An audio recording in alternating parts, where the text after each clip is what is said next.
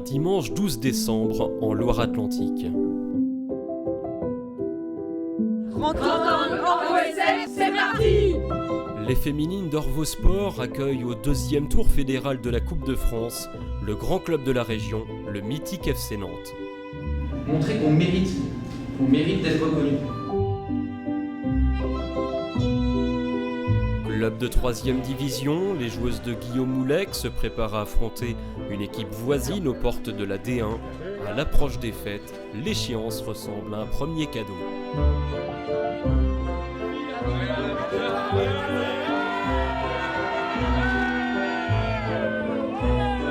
On a deux équipes, R1 et R2. Il y a très peu de clubs qui ont ça. C'est l'avantage de pouvoir avoir un groupe en termes de niveau assez serré. Et ici, Nantes, c'est la locomotive. C'est vraiment le club phare au niveau féminin dans la région. Et jouer contre le club phare, et en plus en ayant eu un passé au FC Nantes, ouais, c'est toujours un plaisir, un clin d'œil. Et même si ce sont des adversaires, il y a un petit pourcentage de moi qui adore. Et puis comme beaucoup de filles et beaucoup de supporters qui aiment Nantes, on est tous un peu supporters de Nantes ici. Et voilà, on sera tous un petit peu jaunes, mais par contre, si on peut faire quelque chose, on ne s'en privera pas. Deuxième tour fédéral. On avait connu ça déjà il y a quelques années. En 2016, on avait eu l'honneur d'avoir l'Olympique Lyonnais ici à gagner. Aujourd'hui, c'est le FC Nantes qui est aux portes, je l'espère pour eux, de la Ligue 1 au niveau des féminines. Non, c'est un vrai match de gala pour le club et puis pour surtout le développement du foot féminin au sein de l'agglomération. Et voilà, Orvaux Sport fait partie des clubs qui travaillent énormément sur le foot féminin, que ce soit au niveau des jeunes, au niveau des seniors. Donc pour moi aujourd'hui, oui, c'est cadeau, quoi. Voilà. On sait que ça va être un match très compliqué, mais c'est un match de gala et nous on est là pour prendre de l'expérience, pour profiter de l'instant présent.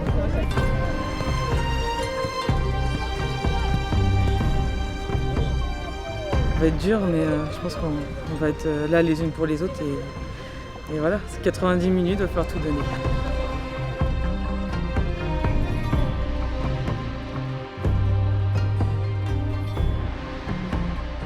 On joue pour gagner, ça c'est sûr, mais même s'il n'y a pas la victoire, je suis sûr, et ça j'en suis certain, qu'il y aura des choses importantes qui se feront et puis des échos importants sur la mentalité des filles. Et c'est le plus important, qu'on montre de vraies valeurs, de combativité, de plaisir, de joie et de faire de ce match vraiment quelque chose de bien et qu'on sorte la tête haute.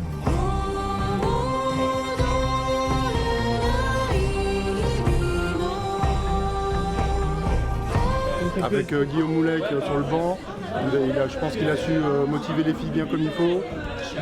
Pour certaines d'entre elles, c'est leur premier match avec une adversité pareille, une équipe de haut niveau en face. C'est du pur bonheur, tout simplement.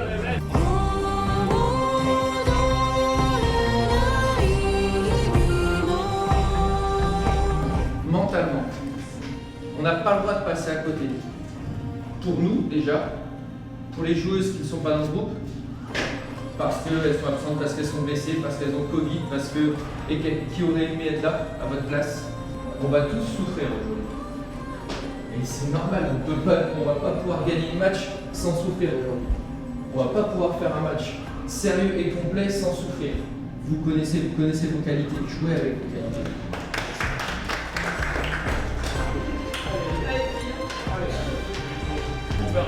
Allez, Orvaux Sport. Et allez le foot féminin, ne l'oublions pas. Allez, c'est parti! Ok? Allez!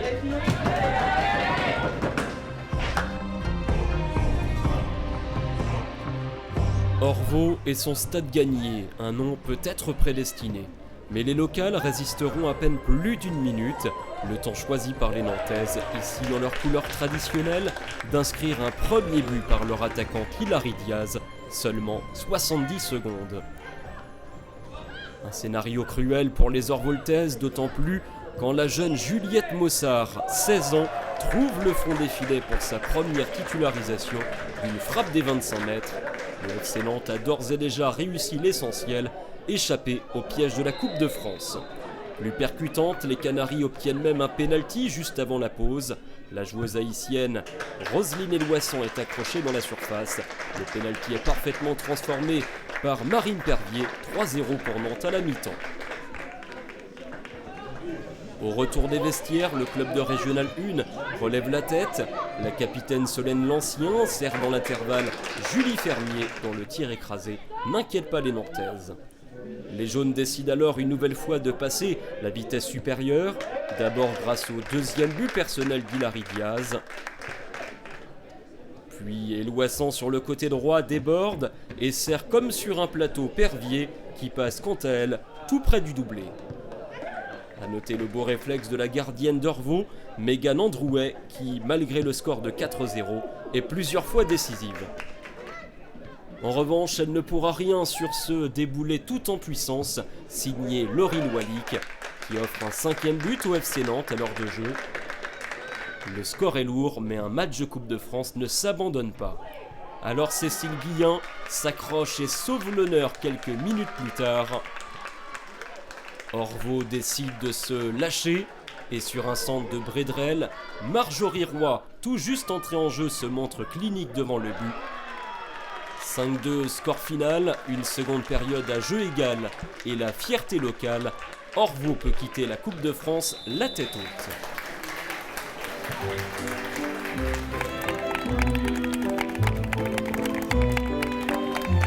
Notre objectif c'était vraiment de jouer ensemble, de ne pas lâcher jusqu'au bout. On savait très bien qu'elles étaient meilleures que nous, soit sur le plan technique, tactique, physique, elles s'entraînent pour, c'est leur métier quoi, hein, donc c'est normal. Après on est un peu déçus d'avoir pris le but vite, très rapidement. On n'était peut-être pas encore rentrés dans le match quoi, pour le coup. Très content de ce qu'elles ont fait jusqu'au bout parce que perdre, être mené comme on a été mené face à une équipe nettement supérieure, prendre un but au bout d'une minute en première et en deuxième, voilà, on peut baisser la tête, mais c'est des choses qu'on s'était interdit, c'était même pas une option.